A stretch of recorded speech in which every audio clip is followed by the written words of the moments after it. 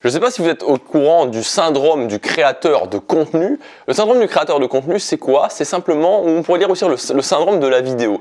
C'est le fait que quand vous allumez, quand vous commencez à tourner une vidéo, c'est-à-dire quand vous mettez l'appareil photo ou votre smartphone, que vous pressez on, c'est toujours à ce moment-là qu'il y a le mec dehors qui va sortir avec le taille-haie, ou qu'il y a le voisin qui va vouloir accrocher un cadre ou commencer à déménager, tout ce genre de choses. Alors les créateurs de contenu, je pense que vous vous reconnaîtrez là-dedans, ceux qui créent du contenu, ceux qui créent des vidéos, je pense que vous vous reconnaîtrez là-dedans. Et alors au moment où j'étais en Belgique, au moment où j'habitais en Belgique, il y avait un truc qui m'agaçait particulièrement.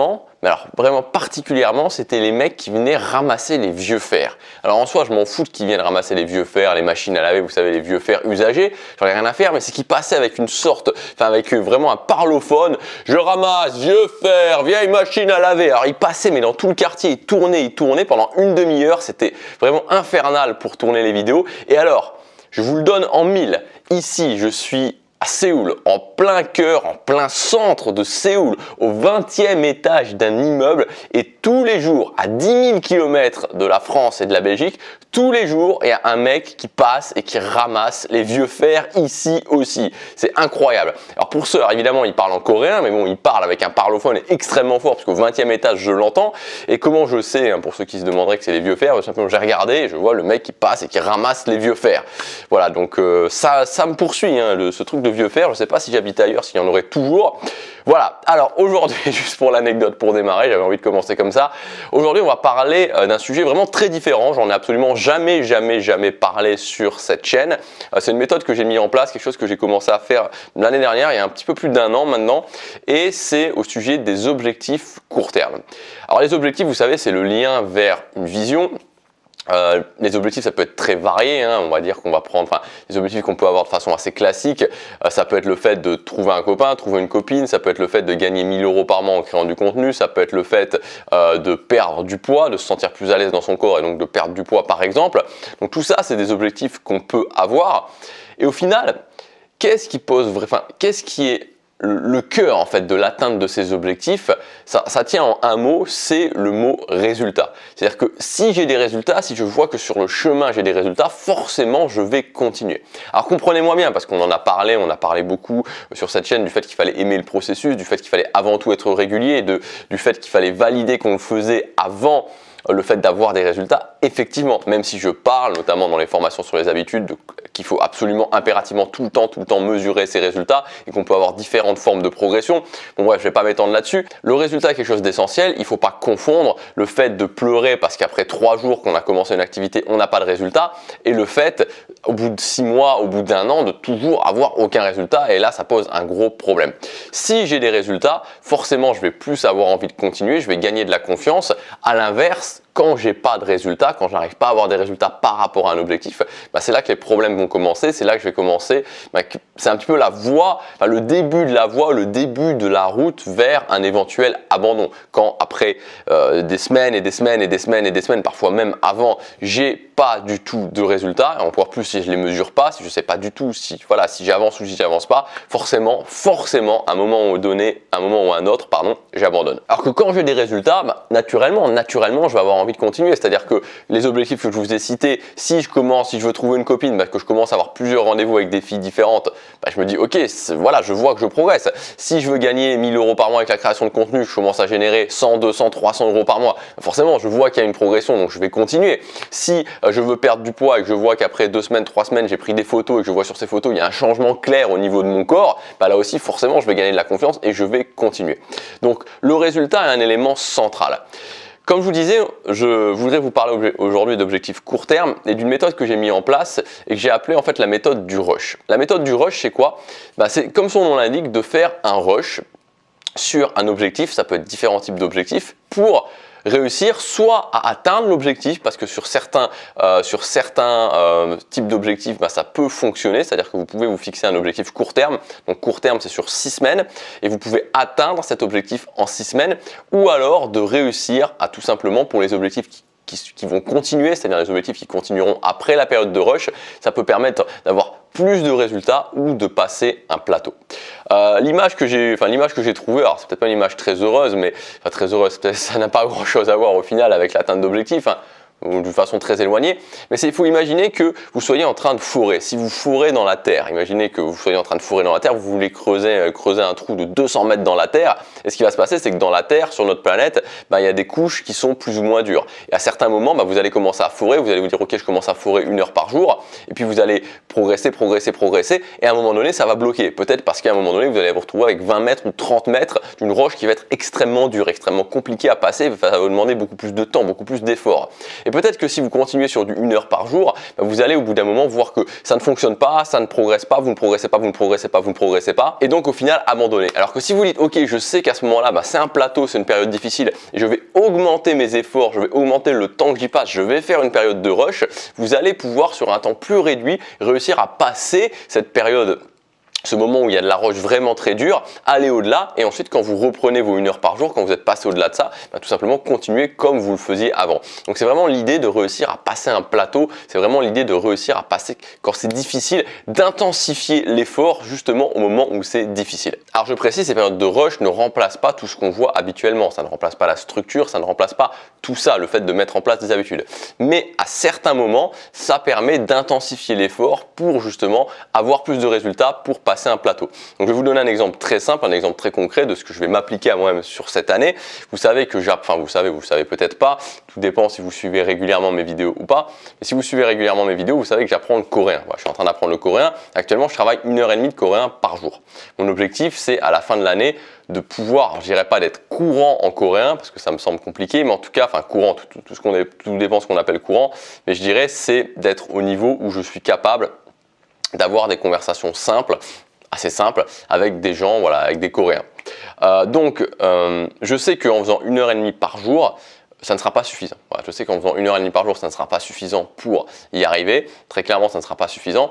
Donc, l'idée de ce que je vais faire cette année, c'est que je vais mettre en place 2 périodes de rush. C'est-à-dire qu'une première période de rush sur 6 semaines, je pense que ça sera vers le mois de mars, vers le mois d'avril, et une deuxième période de rush sur 6 semaines. Et l'avantage de ces périodes de rush, c'est que pendant ces 6 semaines-là, donc par exemple pendant la première période de rush, je vais intensifier le travail de mon coréen pour vraiment avoir passé un cap après ces 6 semaines. Et avoir réduit sur 6 semaines, peut-être ce qui m'aurait pris 3 mois, 4 mois, 5 mois et me permettre justement à la fin de réussir à atteindre mon objectif. Donc cette méthode de rush, elle va s'appliquer soit pour les objectifs qui vont continuer après, c'est-à-dire comme je vous le disais, apprendre une langue par exemple, comme par exemple le fait de générer 1 000 € par mois sur internet avec sa création de contenu, ça va continuer après la période de rush, mais ça permet d'intensifier les résultats, ça permet aussi de passer un plateau. Donc pour ces objectifs qui ont une finalité, les périodes de rush, il ne faut pas en faire pour moi, il faut en faire entre 1, 2 voire 3, mais je vous conseille pas trop, entre 1 et 2 par an. 1 et 2 par an pour vraiment intensifier vos résultats. Pour ces objectifs qui vont continuer après, c'est-à-dire pour ces objectifs continus, pardon. Et ensuite, vous avez aussi d'autres types d'objectifs qui vont très bien s'intégrer aux périodes de rush, c'est les objectifs de finalité.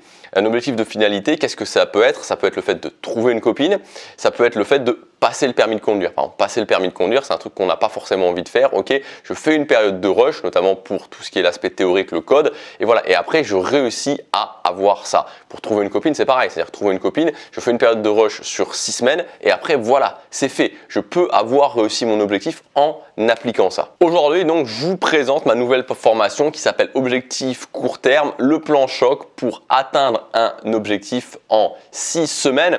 Donc, dans cette formation, je l'ai articulée en 3 parties. La première partie, on va voir la méthode pour se fixer et atteindre un objectif court terme. Donc là, je vais vous expliquer toute la méthode que j'ai designée, toute la méthode du rush qui va vous permettre de savoir quel type d'objectif il faut se fixer, de bien se fixer l'objectif et ensuite de pouvoir réussir à atteindre ce que vous voulez. Dans la deuxième partie, on verra toute l'organisation et le plan d'action sur 6 semaines. Donc là, ça va vraiment être tout le côté organisation, c'est-à-dire comment je gère aussi ma vie, parce qu'il ne faut pas faire n'importe quoi. C'est-à-dire que si vous suivez ce que je vous dis, vous avez aussi d'autres habitudes, vous avez d'autres choses que vous faites. Donc on va voir comment maintenir tout ça sous contrôle pendant ma période de rush. On va aussi parler de tout ce qui concerne les obligations. On va aussi parler de tout ce qui concerne la vie sociale, la vie de famille, pas laisser non plus ça de côté. D'ailleurs, vous verrez que pendant cette période de rush, on se sert aussi de la régularité. On fait pas n'importe quoi, on travaille pas 8 heures par jour tous les jours de n'importe quelle façon. On met en place des blocs et vous allez voir que c'est fait d'une façon extrêmement précise. Donc il y aura tout le côté organisation, toute la mise en place, à la fois pour votre vie et toute la mise en place, l'intégration de cette méthode. On va aussi définir le niveau, justement le niveau du rush. Il peut y avoir différents niveaux d'intensité. Et puis, on mettra en place le plan d'action sur 6 semaines. Donc on designera vraiment là sur papier, vraiment un plan d'action sur 6 semaines. Et enfin, le troisième module, on va parler de comment élever son énergie, élever sa motivation, élever son focus pendant 6 semaines.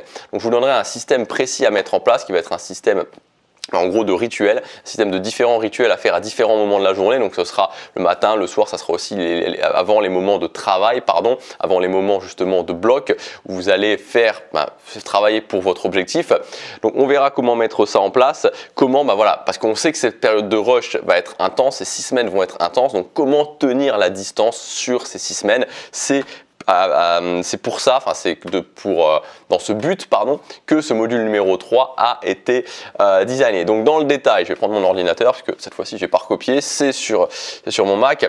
Donc dans le détail, qu'est-ce qu'on va voir? On verra notamment, alors je ne vais pas tout vous dire, vous retrouverez toutes les informations, tout le détail du programme avec chaque point précisément dans le premier lien dans la description. Donc on va voir pourquoi mettre en place un objectif court terme et comment créer un effet de levier dans sa vie. Donc on va voir vraiment, je vous expliquerai pourquoi, c'était dans le module numéro 1, une partie un petit peu théorique mais c'est important de le comprendre, pourquoi on fait ça, pourquoi on crée un objectif court terme et pourquoi on veut justement créer cet effet de levier.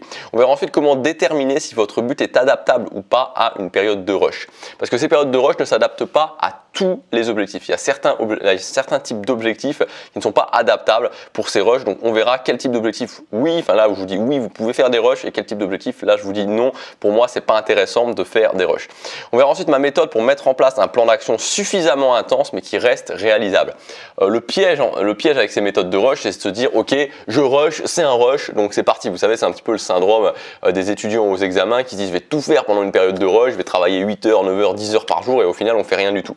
Donc, on va voir par rapport à vous, je vous donnerai une sorte de test en fait qui va vous permettre de déterminer le nombre de blocs que vous allez pouvoir faire. Alors ça vous semble peut-être un petit peu abstrait quand je vous dis ça comme ça, mais j'explique vraiment tout dans le module numéro 1 pour pouvoir déterminer quel est pour ce premier test, parce que j'imagine que vous avez jamais fait vraiment de période de rush, en tout cas fait de cette façon-là, comment vous allez pouvoir régler votre niveau d'intensité. On verra comment s'organiser justement sous forme de blocs, quelle durée pour les blocs, comment les répartir dans la journée pour ces périodes de rush, c'est très important. On verra comment respecter ses obligations, sa vie de famille, sa vie sociale pendant une période de rush.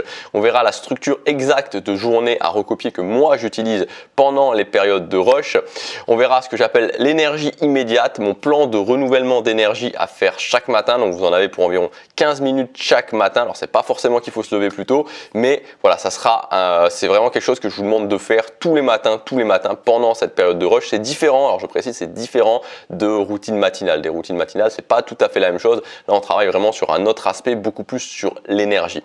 On verra la technique que j'utilise pour élever mon focus avant le début d'une période de travail, c'est-à-dire avant de me mettre sur le fameux bloc où je vais commencer à travailler. Je vous partagerai une technique qui me permet d'élever mon focus. On verra aussi comment prendre le contrôle de vos pensées parasites. On verra 7 astuces à appliquer pour tenir la distance sur les 6 semaines de rush. Il y aura encore d'autres choses, mais vous avez de toute façon toutes les informations dans le premier lien dans la description. Alors, l'idée en fait, c'est de se dire quoi? C'est de se dire que juste d'imaginer un moment. Peut-être qu'actuellement vous êtes sur un objectif où vous n'avez pas suffisamment de résultats. Peut-être qu'actuellement vous êtes sur un objectif où voilà, vous êtes sur un plateau.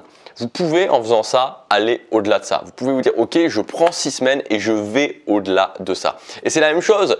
Et là aussi c'est super intéressant. En tout cas moi je trouve que c'est super intéressant pour les objectifs sur lesquels on a du mal à s'y mettre. Peut-être qu'actuellement vous avez un objectif sur lequel vous avez du mal à vous y mettre. Peut-être que c'est un objectif au niveau de la perte de poids. Peut-être que c'est un objectif au niveau, comme je vous disais, de passer le permis de conduire. Peut-être que c'est un objectif au niveau de la séduction. Vous auriez envie de rencontrer quelqu'un.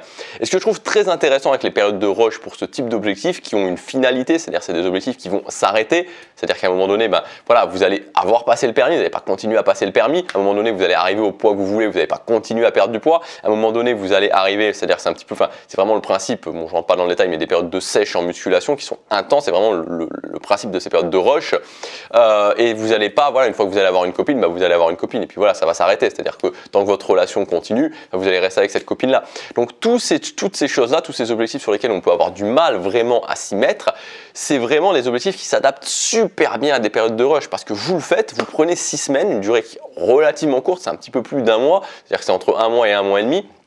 Sur ces 6 semaines, vous dites ok, je le fais pendant ces 6 semaines, je rush pendant ces 6 semaines et après voilà, c'est fait, c'est réglé, je passe à autre chose. Il y a tellement de gens justement sur ce type d'objectif qui ne s'y mettent pas et qui continuent à se pourrir la vie encore et encore, alors qu'au final, 6 semaines, je veux dire 6 semaines, c'est quoi dans une vie 6 semaines? C'est quoi de se dire je vais rusher pendant 6 semaines? Je vais appliquer une méthode qui fonctionne et je vais rusher pendant 6 semaines. Donc pensez juste un petit moment à ça, pensez ok, je peux débloquer un plateau, je peux exploser mes résultats, ou alors si c'est un objectif qui a une finalité, je peux avoir atteint cet objectif. Quel est ce type d'objectif que vous voudriez atteindre? Pensez-y maintenant tout de suite. Quel est un objectif que vous voudriez atteindre? Le type d'objectif, vous pouvez vous dire ok, je peux le faire, je vais le faire et après c'est réglé. Alors cette formation, elle est sous format vidéo, je dessine sur mon iPad, donc je vous montre tout, c'est dessiné, c'est comme un tableau interactif en fait que vous pouvez visionner. Vous pouvez visionner depuis votre PC ou depuis votre smartphone. Donc ce qui va se passer, c'est que vous avez un premier lien dans la description. En cliquant sur ce premier lien, vous allez arriver à la page qui résume tout le programme de cette formation. Depuis cette page, vous pourrez valider votre commande. Dès que votre commande sera validée, vous accéderez tout simplement à votre espace membre. Donc avec votre login, avec votre mot de passe personnel, vous pourrez vous connecter, c'est à vie, donc vous aurez accès à cet espace membre à vie, il n'y a pas de problème là-dessus. Et vous pourrez commencer immédiatement à suivre la formation. Les 3 modules de la formation seront disponibles immédiatement après la validation de votre commande. Comme d'habitude, il y a des conditions spéciales. Donc cette semaine, ça dure pas très longtemps, donc ça dure un petit peu moins longtemps que d'habitude. C'est jusqu'à la fin du week-end. Bon, de toute façon, c'est noté encore une fois sur, ça dépend quand est-ce que vous regardez cette vidéo, mais c'est noté sur la page de présentation de la formation. Voilà, donc maintenant, c'est à vous de décider si vous allez investir sur vous ou pas. Là, on ne parle pas d'argent, c'est-à-dire que vous n'allez pas récupérer cet investissement sous forme d'argent, mais je pense que ça peut être encore plus intéressant que de l'argent, parce que l'argent, on peut le dépenser, on peut en faire n'importe quoi, tandis que si vous atteignez un objectif, vous dites ok, dans 6 semaines j'ai perdu du poids, dans 6 semaines j'ai passé mon permis de conduire, dans 6 semaines j'ai trouvé quelqu'un qui me correspondait, j'ai trouvé un copain ou une copine, juste, voilà, qu'est-ce qui se passerait dans votre vie? Comment serait votre vie? Alors, est-ce que c'est sûr à 100%? Non, honnêtement, je ne vais pas vous dire que c'est sûr à 100%. C'est-à-dire qu'il y a des gens qui vont réussir, il y a des gens qui vont échouer. Mais encore une fois, c'est toujours pareil. C'est-à-dire que je vous dis souvent la différence entre les gens qui aiment l'idée d'atteindre un objectif et les gens qui vont véritablement atteindre cet objectif parce qu'ils vont prendre les actions nécessaires. Et c'est la même différence entre les gens qui veulent être sûrs d'avoir le résultat avant de prendre action et les gens qui vont prendre action, qui vont peut-être atteindre le résultat, qui vont peut-être pas l'atteindre, mais qui dans tous les cas continueront à prendre action jusqu'à ce qu'ils l'atteignent. Donc voilà, cette formation, elle s'adresse aux gens qui ont envie de passer à un niveau supérieur, aux gens qui ont envie de se dire ok, je prends 6 semaines et je règle le problème. Soit je fais péter un plateau, soit j'explose mes résultats dans un domaine précis, ou alors je prends un objectif sur lequel j'ai du mal à me mettre, je rush pendant 6 semaines et ensuite c'est réglé. Voilà, on va faire ça ensemble, on va voir toute la méthode en détail, on va voir comment organiser, comment intégrer cette méthode dans votre vie, on va voir le plan d'action semaine après semaine que vous aurez à suivre précisément et enfin on verra aussi comment élever votre niveau d'énergie, de motivation, de focus pendant ces 6 semaines. 45 jours pour atteindre ce que vous voulez vraiment. On se retrouve tout de suite dans la formation. Passez à l'action, chaque jour compte.